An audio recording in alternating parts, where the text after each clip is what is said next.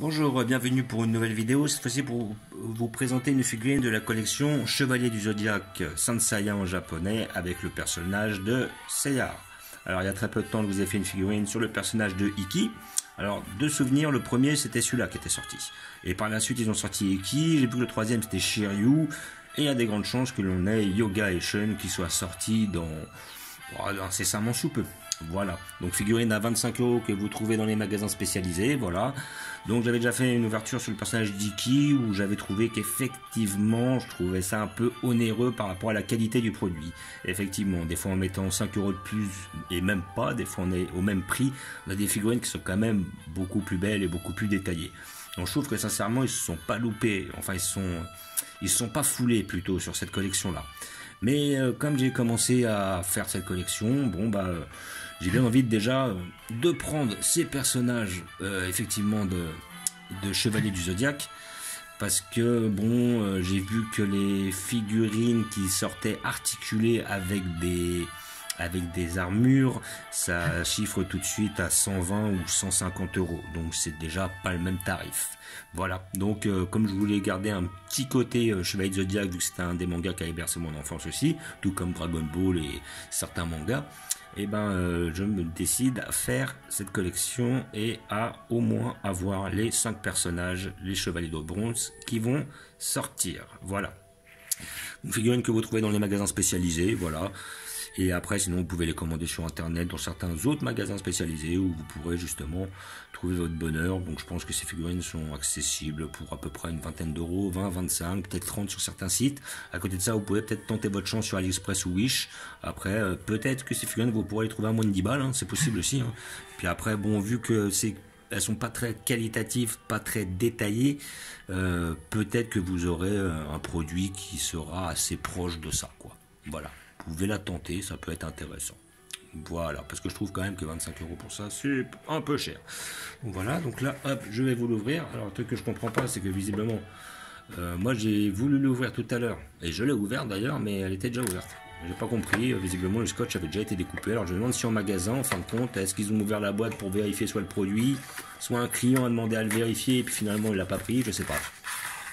Donc visiblement le scotch était déjà découpé. Moi j'ai pu le voir un petit peu, le bonhomme, le personnage. Voilà, donc ça reste assez simple. Alors visiblement, contrairement au Ikki, là, ils n'ont pas mis un bras de côté.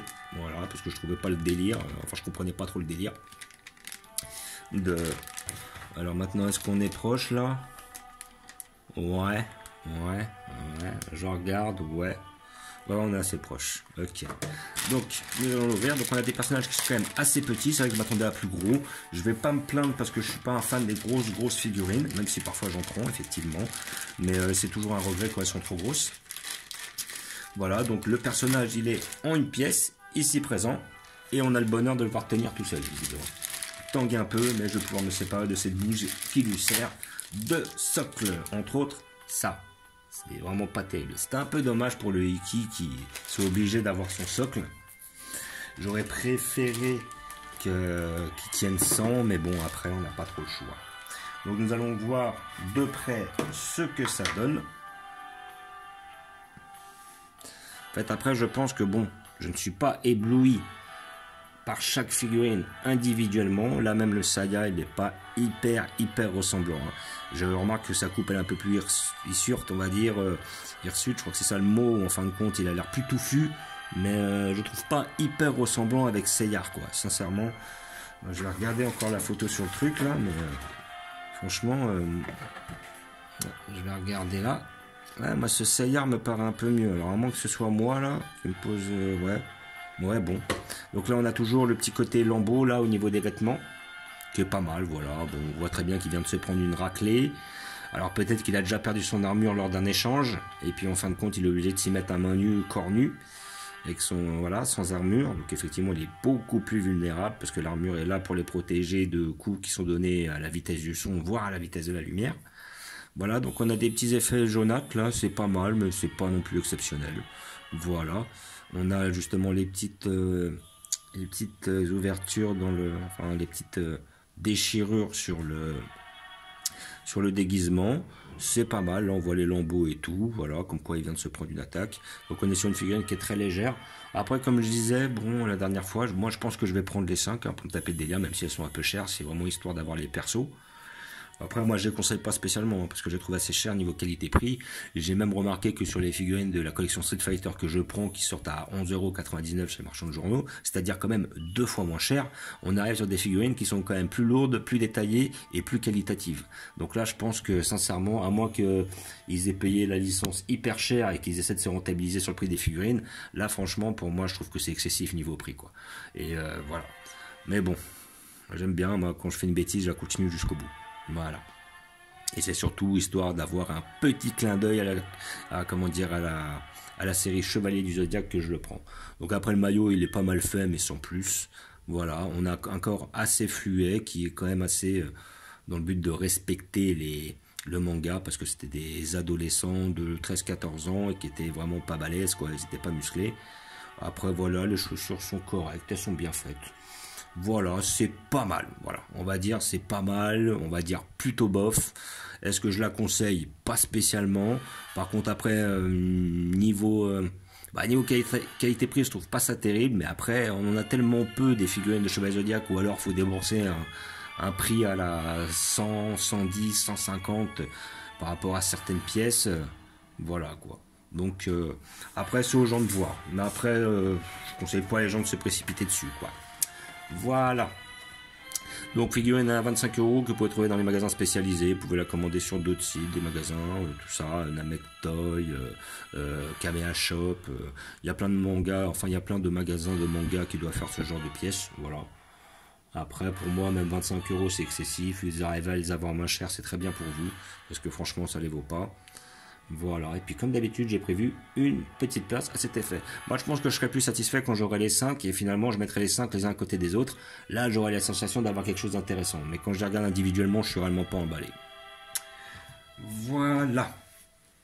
Donc, comme d'habitude, je vais vous montrer où je vais la placer. J'ai prévu une place sur l'étagère où j'ai mis mon Iki dernièrement. Et je pense que dans les prochains mois, déjà, je prendrai la Shiryu. Alors, je peux pas vous dire quand parce que je vois qu'elle est déjà sortie. Et par la suite, je viendrai prendre, quand ils sortiront, la Yoga et la Shun. Voilà, donc j'ai mis mon personnage ici, voilà. Donc après, je vais essayer de la rapprocher de notre Iki. Là, pour l'instant, je les ai séparés.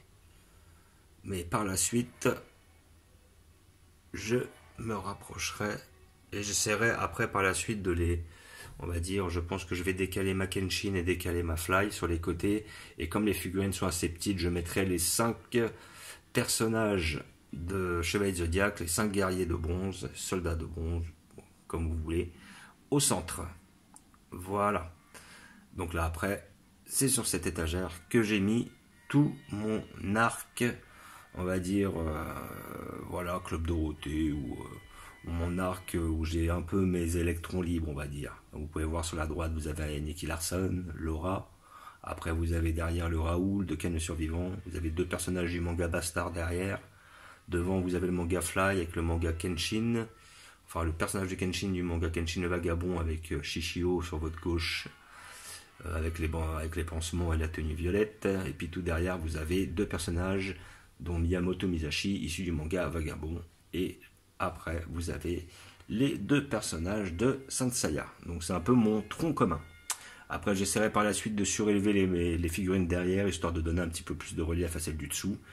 Qu'on les mette un peu plus en valeur. Voilà. Et j'attends de récupérer des boîtes Eagle Moss de figurines, de façon à pouvoir les surélever, comme j'ai fait sur les autres étagères. Voilà.